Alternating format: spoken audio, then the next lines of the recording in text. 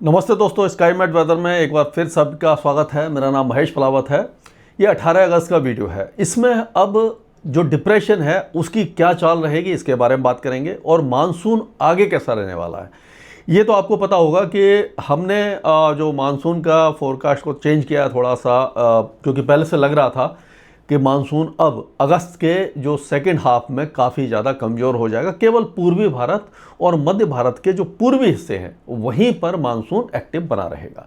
और एक नया पैटर्न अब दिखाई दे रहा है कि जो भी वेदर सिस्टम बन रहे हैं, जैसे कि ये डिप्रेशन था, इससे पहले आप देखेंगे ये डिप्रेशन यहाँ पर है, तो ये आगे आ जाएगा। थोड़ा सा ये झारखंड के जो पश्चिमी इलाकों में और उत्तर प्रदेश और उत्तरी छत्तीसगढ़ के आसपास दिखाई दे जाएगा, आगे बढ़ेगा। लेकिन जैसे पहला डिप्रेशन था वो भी यहाँ मध्य प्रदेश और दक्षिणी उत्तर प्रदेश के आगे आकर के कमज़ोर हो गया था, क्योंकि जो पश्चिमी हवाएं हैं वो लगातार इसको आगे नहीं बढ़ रही हैं। यानी जो वेदर सिस्टम या आप कह सकते हो लो प्रेशर वगैरह जो भी बन रहे थे उनका जो ट्रैक है वो चेंज होने लगा है। अगर मैं दिखाऊं आपको तो पहले क्या हो रहा था कि जब यहाँ पर कोई भी समझ लीजिए लो प्रेशर एरिया बन गया, यहाँ पर जैसे लो प्रेशर एरिया बन गया और ये इस तरह से आगे जा रहा था, कभी कभी यहाँ से इधर जा रहा था, यानी कि पूरा ये पश्चिमी उत्तर पश्चिमी दिशा में आगे जा रहा था। लेकिन अब क्योंकि हवाएं जो हैं वो बदलना शुरू हो गई हैं, अब जैसे जो मानसून विड्रॉल का पैटर्न है अभी तो खैर समय है। पहले क्या होता था कि 1 सितंबर से मानसून पश्चिमी राजस्थान से हटना शुरू हो जाता था, लेकिन उसके बाद इसको चेंज किया गया क्योंकि हमने देखा कि आगे तक मानसून रहता है। तो 17 सितंबर से उसकी विदाई अब सुनिश्चित की गई है। जो विड्रॉल डेट है वो 17 सितंबर से है। लेकिन कभी कभी क्या होता है कि पहले विड्रॉल शुरू हो जाता है अगर जो हवाएं हैं वो बदलना शुरू हो जाए। अगर मान के चलिए वो इस तरह से चलना शुरू हो जाए, ये जो उत्तर पश्चिमी दिशा यानी कि मानसून की वापसी अगर शुरू हो जाती है, तो यहाँ से जो वेदर सिस्टम बनते हैं, जैसे डिप्रेशन बना यहाँ पर आया और उत्तर प्रदेश या उत्तर पूर्वी मध्य प्रदेश के ऊपर आते आते वो कमज़ोर हो जाता है। क्यों कि ये जो हवाएं हैं यानी पश्चिमी जो हवा है, उत्तर पश्चिमी हवाएं, ये इस वेदर सिस्टम को आगे नहीं जाने देती। और ये जो उत्तर पश्चिमी हवाएं हैं जब ये लगातार शुरू होती हैं, यहाँ पर पाकिस्तान में एंटी साइक्लोन बनना शुरू हो जाता है और इस तरह से घड़ी की दिशा में हवा घूमना शुरू हो जाती है। एंटी साइक्लोन के कारण क्या होता है, ये एंटी साइक्लोन बन गया और इस तरह से घूमना शुरू हो गई हवाएं, तो उससे क्या होता है कि जो मानसून की विदाई शुरू हो जाती है। लेकिन अभी समय है, अभी क्योंकि वेदर सिस्टम बनते रहेंगे, आगे पुश करते रहेंगे, तो कुल मिलाकर के ये कहा जा सकता है, मेरे कहने का मतलब ये है कि जो पैटर्न बन रहे थे पहले, जो मध्य भारत को बारिश देते हुए गुजरात और राजस्थान और उत्तरी महाराष्ट्र तक पहुंच रहे थे, अब उनका रूट जो है वो उत्तर पश्चिम दिशा में जाना शुरू हो गया है। अब ये जो डिप्रेशन है ये धीरे धीरे आप देखेंगे कि 19 तारीख तक ये इस जगह पर आ जाएगा, यानी दक्षिण पश्चिमी बिहार और झारखंड और जो दक्षिण पूर्वी उत्तर प्रदेश है वहाँ तक पहुँच जाएगा। और एक साइक्लोनिक सर्कुलेशन अभी भी दक्षिण पश्चिमी राजस्थान और उसके आसपास के इलाकों में बना हुआ है। वेस्टर्न डिस्टर्बेंस पहाड़ों के आसपास दिखाई दे रहा है, कमज़ोर है लेकिन है। तो अब क्या रहेगा इस पर बात करने से पहले देखते हैं कि बारिश कैसे हुई है। तो बारिश आप देखिए कि ये पूरा इलाका है, वो हिमाचल है, उत्तराखंड है, और यहाँ पर आप देखिए उत्तर प्रदेश के ज़्यादातर इलाकों में बारिश है, बिहार के कई इलाकों में बारिश हो गई है, पश्चिम बंगाल से लेकर के छत्तीसगढ़, झारखंड, उड़ीसा, ये सारे इलाकों ने अच्छी बारिश देखी है। मध्य प्रदेश के कुछ इलाकों में भी अच्छी बारिश है, दक्षिणी गुजरात से लेकर के पश्चिमी तट पर बारिश है। लेकिन आप देखिए गुजरात के जो इलाके हैं वहाँ बहुत हल्की बारिश है। राजस्थान लगभग सूखा पड़ा है, कोटा वगैरह में हल्की फुल्की बारिश हुई है। पश्चिमी मध्य प्रदेश में बारिश कम हो गई है। महाराष्ट्र के अंदरूनी इलाकों में, तेलंगाना में, आंध्र प्रदेश, ये सारे इलाकों में बारिश काफ़ी ज़्यादा कम है।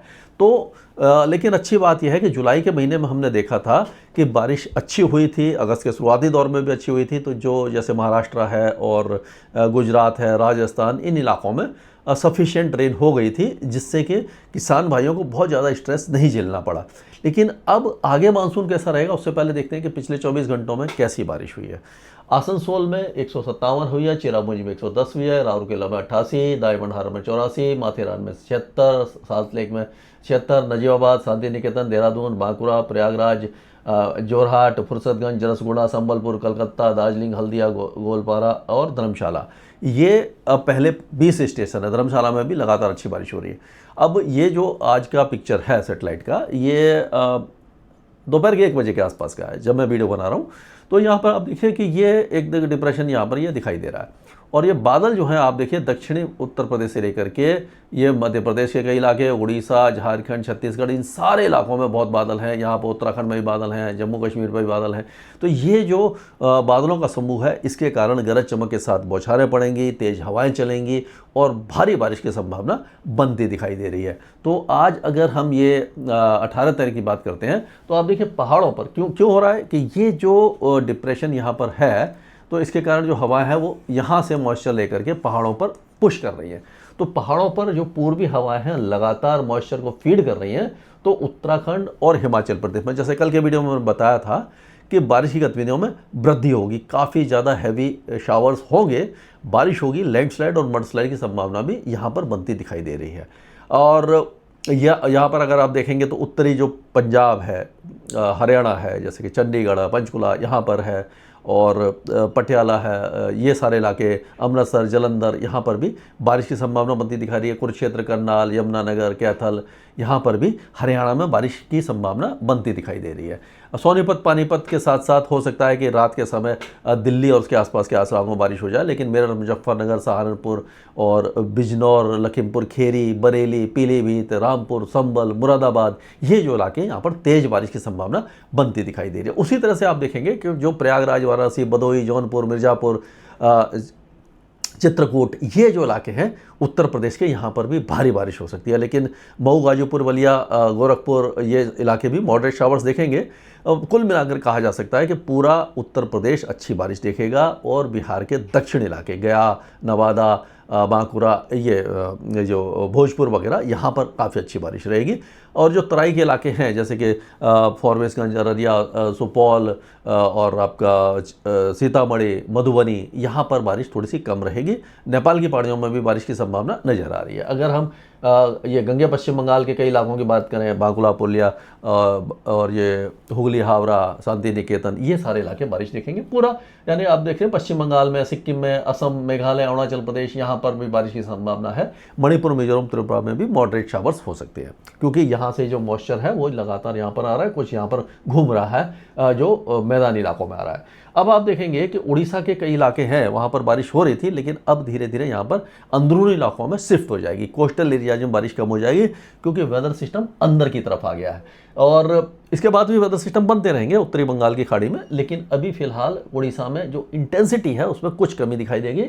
लेकिन छत्तीसगढ़ और मध्य प्रदेश के ज़्यादातर इलाके बारिश देखेंगे। विदर्भ के भी कुछ इलाकों में अच्छी बारिश है, जैसे कि नागपुर, गोंडिया, वाशिम, भंडारा, गढ़चिरौली, ये जो इलाके हैं वहाँ पर बहुत अच्छी बारिश की संभावना दिखाई दे रही है। और उसी तरह से तेलंगाना के कुछ इलाके जैसे खम्मम, वारंगल, ये जो इलाके हैं, आदिलाबाद वगैरह, यहाँ पर भी अच्छी बारिश की संभावना दिखाई दे रही है। छत्तीसगढ़ में कोरिया, सरगुजा से लेकर के जो दांतेवाड़ा, बस्तर और दुर्ग, राजनांदगांव, रायगढ़, रायपुर, ये सारे इलाके अच्छी बारिश देख पाएंगे। लेकिन जो पश्चिमी मध्य प्रदेश है, जैसे कि ग्वालियर हो गया, गुना, शिवपुरी, शाजापुर, नीमच, रतलाम, अगरमालवा, उज्जैन, धार, खांडवा, खरगोन, यहाँ पर बारिश की संभावना काफ़ी ज़्यादा कम है। यानी हल्की फुल्की बारिश तो हो जाएगी, लेकिन ओवरऑल इंटेंसिटी खत्म हो जाएगी और राजस्थान पूरी तरह से, एक तरह से आप कह सकते हो कि सूख जाएगा। और अगले एक सप्ताह तक मुझे राजस्थान में कोई भी वेदर एक्टिविटी दिखाई नहीं दे रही है। पंजाब और हरियाणा के पश्चिमी जिलों में भी ज़्यादा बारिश नहीं है।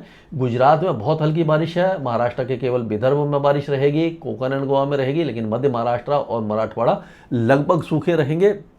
और दिल्ली में बौछारें पड़ सकती हैं थोड़ी बहुत रात के समय।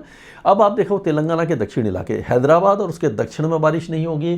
पूरा आंध्र प्रदेश, इंटीरियर कर्नाटका, तमिलनाडु, केरल, ये बहुत हल्की बारिश देखेंगे।